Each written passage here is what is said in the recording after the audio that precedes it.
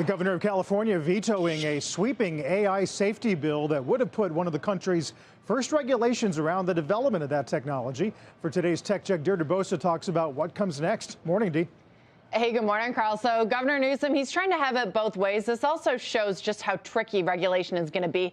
By vetoing the bill, he's appeasing the companies who opposed it, including Meta, Google, OpenAI, and now creating his own committee to develop new legislation. Well, that shows the research community, who was largely in favor of the bill, that he's serious about regulating AI. Ultimately, though, we have seen this movie before. The worry is that the tech moves faster than the lawmakers can, and regulation gets pushed further out or doesn't sufficiently address the most pressing concerns.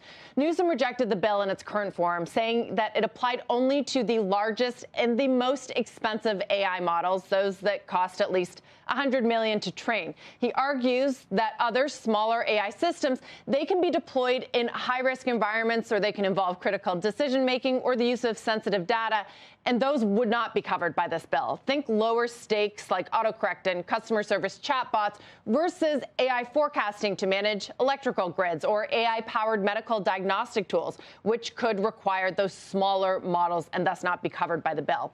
Now, in his letter vetoing it, Newsom notes that California is home to 32 of the world's 50 leading AI companies, and, quote, "Let me be clear, we cannot afford to wait for a major catastrophe to occur before taking action to protect the public." So he's now bringing on prominent AI researchers, including Stanford University professor Fei-Fei Li, to develop workable guardrails. And he listed a number of AI-related bills that he has signed into law this year, including watermarks for AI content and giving creators more control over digital replicas. The vetoed bill, though, guys, it had much bigger ambitions, like third-party testing, whistleblower protections, and requiring companies to have a kill switch for their models. Those against the bill said that those standards were too ill-defined and they could stifle innovation. Many also argued that state-level legislation could create confusion and complexity for developers, and that regulation should be done at the federal level. But again, there's even more to navigate at that level.